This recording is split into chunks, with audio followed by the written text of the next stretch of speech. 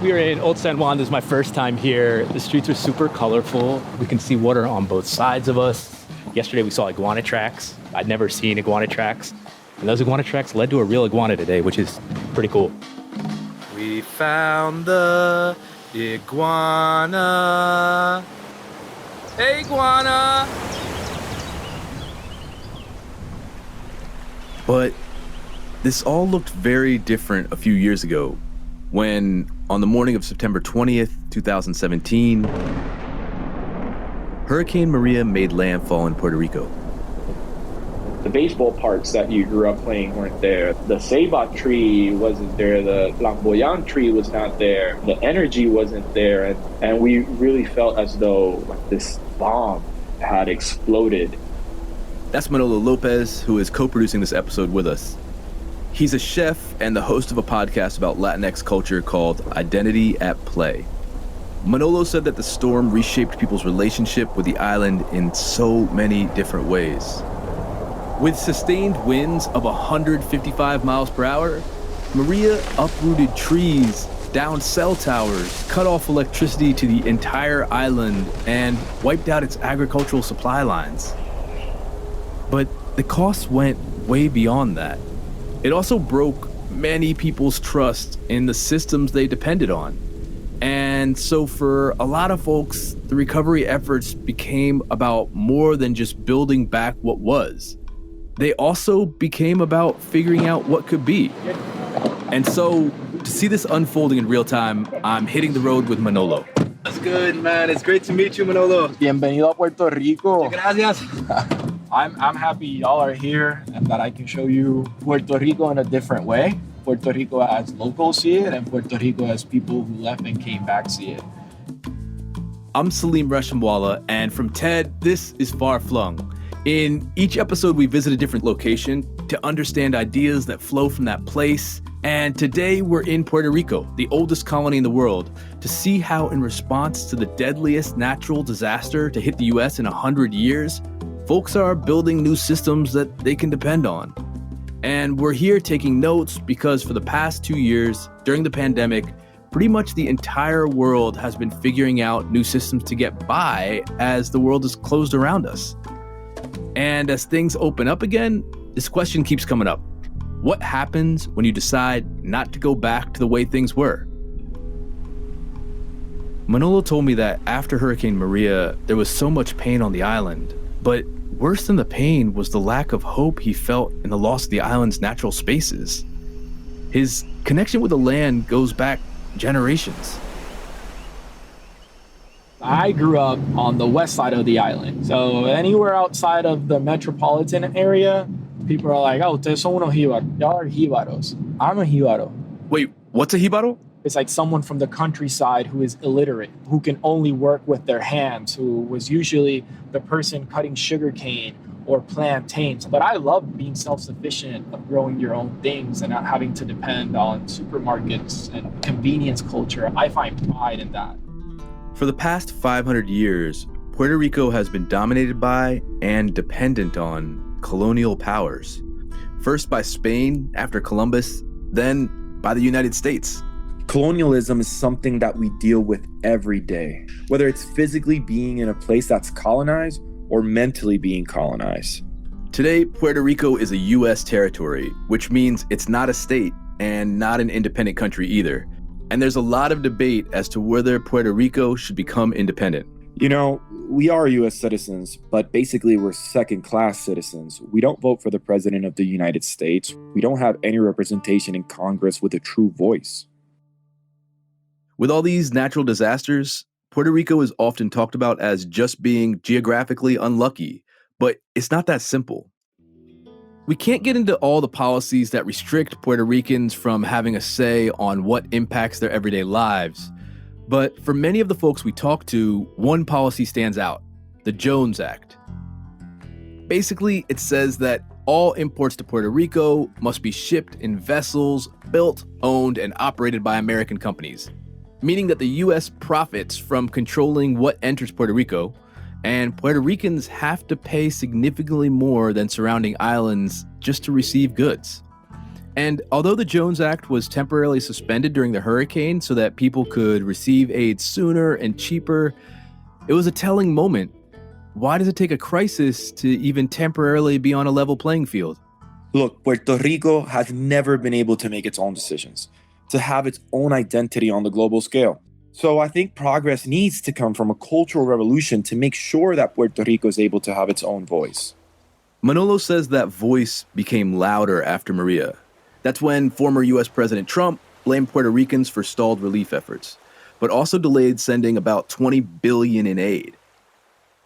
An estimated 200,000 Puerto Ricans left the island either temporarily or permanently. So it triggered this whole campaign, which is called Yo me quito or Yo no me quito, like I gave up or I didn't give up.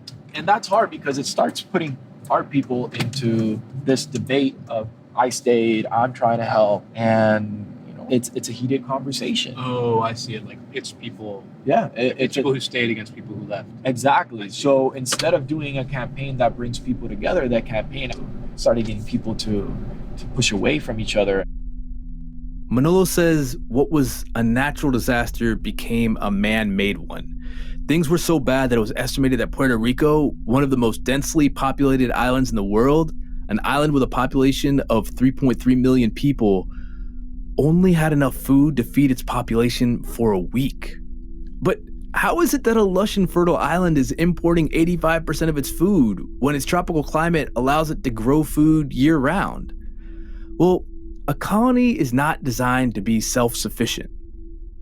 There's this sense of Armageddon, the world has ended. That's Christine Nieves. She's a community organizer and climate change activist. There's no government, there's nothing.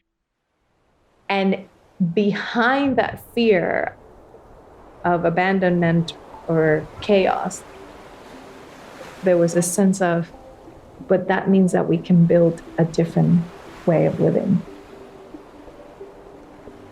2 weeks after the hurricane, Christine says the very first aid that arrived in her neighborhood was a truck with little packets of Nutri-Grain bars, Vienna sausages, Skittles, and some mini water bottles.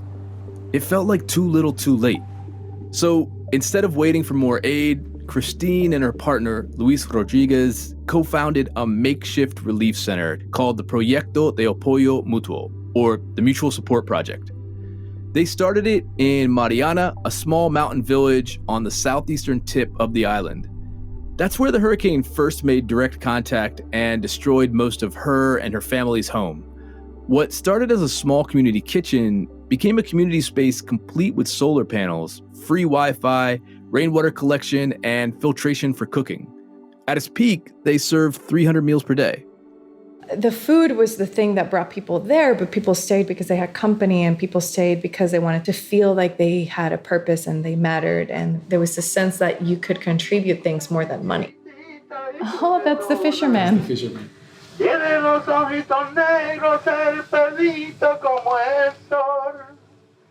comes in the car with fish and the microphones just singing a song, a really sad song usually. It's like a bolero. That's Luis. He's a musician whose family has lived in Mariana for generations.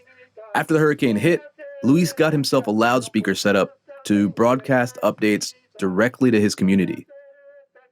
At first, what we did was I take the speaker and I plug it into the car and I went with the microphone like the guy, like actually the fisherman. So neighbors, everybody, this Monday we're going to be opening the kitchen. So come with food if you have. If you can work with us, come. And if you can't do anything, just come and we'll figure out. And then people start coming and coming and coming and coming. But keeping this going day after day took its toll. And Christine and Luis started to realize that they hadn't fixed their own house from the damage caused by the hurricane. And at the time, they had a baby on the way. We brought food and communications and energy and water and all those stuff for surviving. But you gotta break if you're breaking inside, you know? Being outside so much for so many people, it just brought me at a point that I lose myself. And I realized I haven't been taking care of me, you know? I didn't play, I'm a musician, I didn't play for so long, for almost 2 years. Because I wake up at 6 to get food for people, and you go really fast because you react to the environment, and You know, there's a lot of old people in the community and you have to help them, right? And we were young and we're doing that, but I would do it totally different, actually, what we did. So interesting when you're thinking about help, you hear the word selfless. Just ask every activist that you know of. Are they burnt out? Of course, they are burnt out. You know, they just burn out because they're not paying attention within. And you have to do a balance. You know, what your skills are, you know, what your things that you love. And when you love something, you're going to do it with love. And then that's going to spread into the community. That's how it works. What about the times when there's not a disaster happening? Well, there's always people in disaster. You know, there's always people in pain. Fair. You know, it doesn't have to be a hurricane just to feel bad. We need more positive change that makes you feel something inside of you. Where do you find that sense of a high energy level, like happiness in that devastation? Where do you find that makes you keep going? And one way they kept up people's spirits was by delegating tasks within the community so that everyone has a role and time to take care of themselves. In order for an initiative like Proyecto Apoyo Mutuo to happen, we needed people with different skills. And so it was a matter of having conversations with people and finding out, wait, you know how to paint, you're a painter. Okay, can you help us make the signs? Or wait, you're picking up water, can you bring water over to our kitchen? And so for us, the key was that we had a very clear vision, right? People are going hungry, there's no hope, so we have to do something for ourselves. And it was this, like, well, what do we have? And it was starting from a place of abundance. We have so many people that know how to cook at a time when people were eating canned food. To be able to have something that tasted a little bit like home, like grandma cooked it, because grandma cooked it. Oh my goodness. The work was more than just meeting material needs. They started thinking about people's mindsets. They thought, if we have all these skills here on the island, why are we just now activating them in a disaster? Have you seen murmurations of the birds that are all flying in these beautiful patterns and they seem like they've been rehearsed? That's what happened after the hurricane. There was like this unrehearsed connection, this different level of relating to each other. People started behaving with what I like to think about as a higher version of themselves.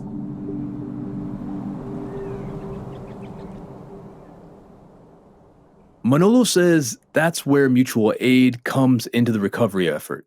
Mutual aid, it's the arrangement of your community coming together for a specific cause. What's interesting is that the solidarity came from our family, from our neighbors, from our community. I don't think mutual aid is something that could be defined just for natural disasters. They developed 3 strategies to help do what they call decolonizing. The first step is to rewrite common narratives of Puerto Rico. The second, to increase leadership within the community. And the third, to reimagine the future of Mariana and Puerto Rico as a whole. People coming together and beginning to believe a different story of themselves and what we can do together creates a reality for everybody that goes beyond what we've imagined. You know, it's not someone else saving us, it's us taking care of us. That's very much the future, because if systems are simultaneously going to collapse, then we have to look at the invisible infrastructure, the way that community comes together as a real systemic solution that allows people to survive through chaos. One of the people telling stories about Puerto Rico from Puerto Rico is a local investigative journalist named Bianca Graulao. So we're driving to the west coast of the island. We're going to stop in a town called Camuy. Camuy is a small town on the Atlantic coast of the island, and its claim to fame is that it's home to the world's 3rd largest underground river and has hundreds of caves you can explore. And you might catch some turtles. What? You can see them swimming on top of the waves. Wow. Look, right Oh, there. yeah. You saw it? I saw a turtle. I saw the back of a turtle. You saw the Right turtle. there. Yep. They're real. They're real. I believe in your turtles now. When the hurricane hit, Bianca was a reporter working for a TV station in Florida. But when she heard how bad things were, she came back. At first, Bianca thought she would just take a quick trip back to help out. But when she saw the way the media was covering the hurricane, things changed. We were seeing all those images of the disaster. We weren't really seeing the heart of the communities. You know, when you're in the US and you're seeing those horrible images and you're just like, oh, poor Puerto Ricans, like that's really bad. But you're not seeing that other side of how communities are banding together to survive. On the ground, Bianca saw a different story. She saw care, and she saw people figuring out a new way to do things. So when you're in a situation where you don't have any food, supermarkets are closed, no one is coming, then your neighbor knocks on your door and says, hey, I have 2 packs of rice. Do you want one? And they say, thank you so much. I made some coffee. Do you want some? So that interconnectedness was about survival after Hurricane Maria. And then I think from there, it was sort of like, why don't we go back to living like this? And it gets a little tricky because I always get annoyed by this idea of like, Puerto Ricans are so resilient, ignoring the situation that so many centuries of colonialism has put us in. On the other hand, you can't help but be in awe at what Puerto Ricans are capable of in the midst of continued disasters. And I think the people who are doing the work to become self-sufficient, they want to see a better Puerto Rico, and they want to see communities also make it out of this dependence. And I felt like that story needed to be told. And when I came here, that's what I did. Bianca started publishing those stories on social media and developed a following that at the time of this recording includes over 600,000 TikTok followers. She breaks down what the government did and didn't do with all that money and holds the government to account. And one of those stories Bianca wanted to tell was about the politics surrounding food security on the island. I think a lot about decolonizing our diet. What we eat on a daily basis, what is sustainable and what isn't. Right. And before the island was ever colonized, people were growing and eating food without importing it.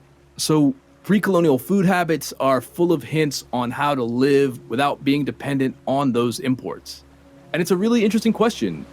What would people be eating today if the island had never been colonized? I asked Manolo.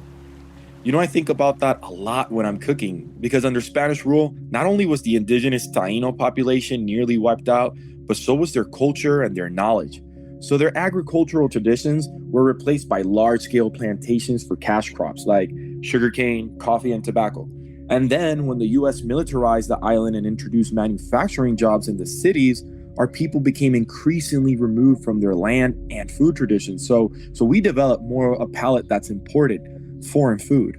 You can see that with products like Goya becoming a household staple across the island. We know that places like Puerto Rico are already being hard hit by the effects of climate change.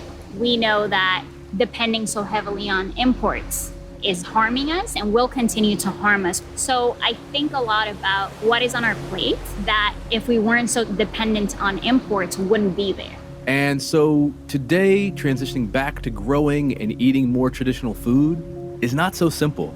I often think about that transition and how much of it will happen slowly and purposefully and how much of it will just happen in an emergency state where we have to go down the road and see if we find any pana trees because imports are not coming in. So now we have to go forage. Quick note, panas, also known as breadfruit, are more like a huge potato than a fruit. So they're super filling and hearty. Good to have around during a hurricane. So on the flip side of searching for panas because you are in a situation that calls for that immediate need, what are some of your joyous thoughts around foods that fall into that category of sustainable or native? I'm a horrible cook, unfortunately.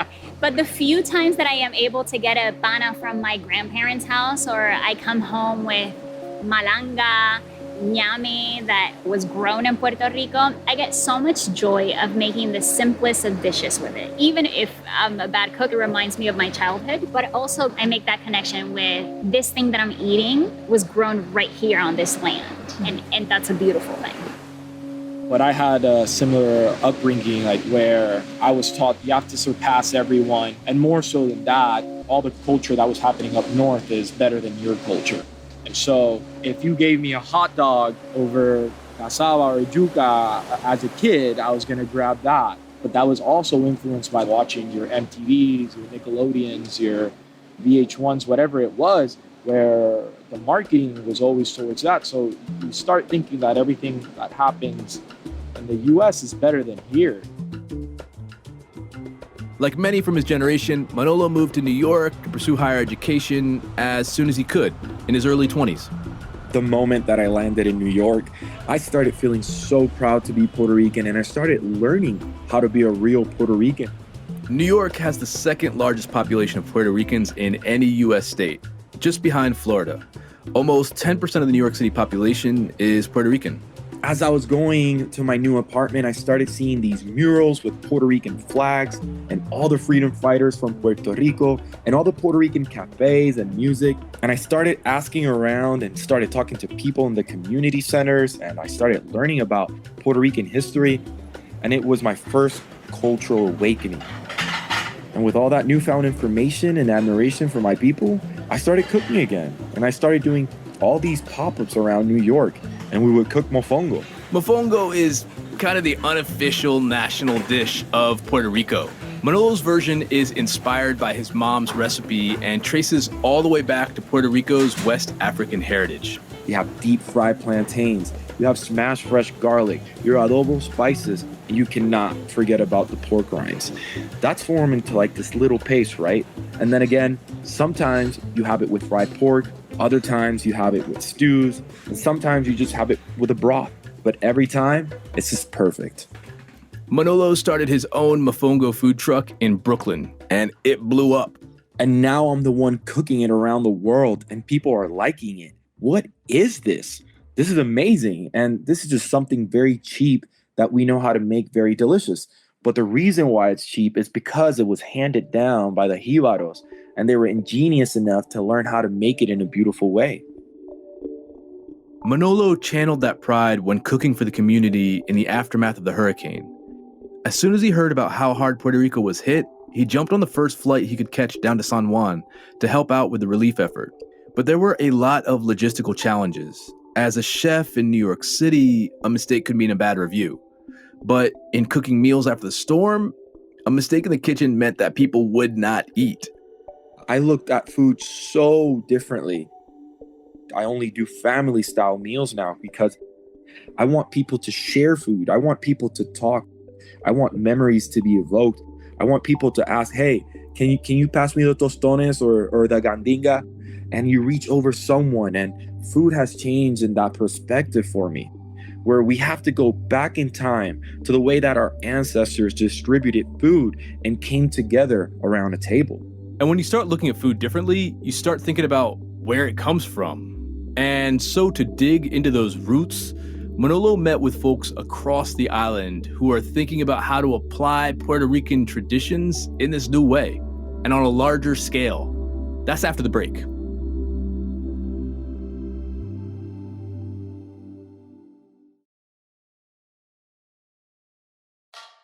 Eat like half of it. No one has died so far. It's gonna kick you. It's gonna start waking up sensors in your mouth. It's gonna be about 2 minutes of a roller coaster. That's Efred Robles. He and his wife, Angeli Martinez, run the farm where Manolo gets his best produce from. The farm really stepped up following the hurricane to provide fresh, locally grown food to the island. And visiting here, it feels like I've been dropped into some kind of botanical Willy Wonka wonderworld. If Willy Wonka was a four-wheeler riding, kava pouring, goat raising farmer, and he kind of gave us all a golden ticket. Woo! What is happening in my mouth? My tongue is fizzing. It feels like Pop Rocks and lemonade. And now it's salty, and now it feels like I'm eating meat. Now I'm tasting cheese. I have no idea what's going on in my mouth. My lips are numb and tingly, and my mouth is full of turkey bacon, is the sensation I have. That's one of the wildest things I've ever consumed in my life. And you just heard Efren give me this strange little yellow flower from his greenhouse. The flower's called a lemon drop. Just one girl start crying, like, what did you give me? Are you gonna keep... So why is Efren passing around homemade kombucha and kava and this mind-blowing flower for people to sample? It's partially because he and his wife are self-proclaimed foodies, but it goes beyond that. I believe that most people, as soon as they start eating, it will change their mind. These are not examples of traditional Puerto Rican foods, but they are part of Efren's playful master plan to re-energize farming, and that, he hopes, will get more local food on the tables. Their farm has become a sort of agricultural mad scientist lab and education center. When you hear the term farm to table, Efren is a direct collaborator between all the chefs on the island. Manolo says Efren's approach is twofold: growing traditional vegetables indigenous to the island, like yuca, a root vegetable that grows underground so it can tolerate a hurricane. And then he also grows specialty foods, like that bizarre lemon drop flower, which isn't native but is so unique that he can sell it without having to compete with a ton of other people making the same thing. And that gives his business a major advantage when competing with US imports. We got a bunch of crazy chefs that tell us what the trends are and how we can grow. And in this facility, we try to do the R&D to make sure that it's sustainable. We've been fortunate enough to develop relationships with farmers like him to bring seasonal ingredients we use in specific dishes. Wandering through Efren and Angeli's farm, things don't always grow in specific rows, but are grouped by mutually beneficial relationships. For example, rich reddish-purple amaranth grains growing on the edge of fields. You can eat that, but it also keeps insects away. You can kind of see this botanical mashup is a bit of a metaphor for skill sharing and mutual aid in itself. The plants are a diverse set of neighbors helping each other out. And if you come to the island, one place you might see and taste some of Efren's produce is at a bar in Old San Juan. This is a very special corner of Puerto Rico and of Old San Juan. This corner has served drinks for generations. It is usually to capacity and you have to dance your way through the people. I'm excited to dance my way through the space. That's great. Yes. That's Carlos Irizarry. He's a longtime friend of Manolo's and the manager of La Factoria. The bar opened in 2013 and has been named one of the 50 best bars in the world. It was like the, left-wing bohemian scene artist bar of Old San Juan. And this place was a bar established in 1958 called Hijos de Borinquen. Yeah, that means sons of Borinquen. And for some context, Borinquen is what Puerto Rico was called by the Taínos before we were colonized. And at La Factoria, you can still see the original name on the wall. Whoever comes to La Factoria, I really do feel that it is a great scenario to showcase our Puerto Rican culture through the flavor of the cocktails. Like for example, the champeta with the fermentation of the pineapple. When we do a fermentation like that in this type of weather and this type of sugar content, it creates a very rich, funky juice. A rich, funky juice is an amazing description. I want that. Before La Factoria started working with local farms like Frutos del Guacabo, Manolo would not have found that rich, funky juice on the menu. Carlos said that at the time, they could not see what they already had. At the beginning, everybody wanted to be a New York bar. We wanted to make Manhattans, and we never realized that we have piña coladas. At the beginning of Factoria, I can tell you that it took us time to identify our voice in all of these situations. And for example, you have trends like tiki or that are emulations of the Caribbean, but we are the Caribbean. Even just talking about it just now, your body language shifted. You got some pride. You felt good. What was the moment when you switched to being like, we are the Caribbean? This is us. Like, we're the originators. We can make new things. We can be authentic. What changed that for you? It was the opportunity to travel. So it's similar to Manolo. Like, leaving is the thing that made you feel good about it. Yes, there is a problem in Puerto Rico of insularism. Like, we are limited to the knowledge that we carry, but then you get to travel and you see how the world works, and that totally gives me a different view of who we are and what we do. His biggest test of that mentality came with the hurricane, when the heart of Old San Juan, known for generations for its lively energy, that all shut down. There was no power, there was no food, there was no shortage of complications, and literally the conversations were like, how many times you check the price of the flights to get the fuck out of here, man? But instead of leaving, Carlos stayed. He knew other bars, restaurants, and shops had to be going through the same thing he was. So he did something super practical. He started meeting with bartenders and business owners to figure out how their businesses would survive. They'd meet up at La Factoria. At first, they were just sharing sorrows, but those meetings eventually became a way for locals to practice collective bargaining so they could keep working, group their power, and stay in Puerto Rico. Like through a collaboration, you can overcome everything. For example, in terms of a bar, are you paying too much for limes? Well, get together and buy limes together and help out each other. The key is communication and knowing your place inside of a community that guarantees your success and the community itself. And I feel like we are still here thanks to that. You know what I mean? And this spirit of collaboration is something Manolo was really proud to show us among all the people he connected us to. From opening community kitchens and building mutual aid networks, to documenting news by and for the diaspora, to growing traditional food. For Christine and Luis, even though this is the future they've been fighting for, they know there's a lot of work to be done. What is the conversation that we have to have? It's not how are we gonna fight the imperialism and organize against something. For me, it's a conversation, what are the possibilities that what we want? And let's tap into that. If people don't feel that are colonized, then you will see maybe a free country at some point. My vision for our island is that we can get to the place where we can begin to name, identify, and pay attention to those barriers inside of us that keep us from our greatness, and step into practices, spaces, communities that remind us to let go of that old way of being and to practice collaborating, cooperating, caring for each other. The thing that's gonna save Puerto Rico are their own people.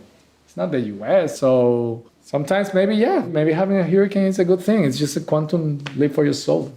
The hurricane was like, boom, this is who you are. Are you gonna live into that greatness of who you are?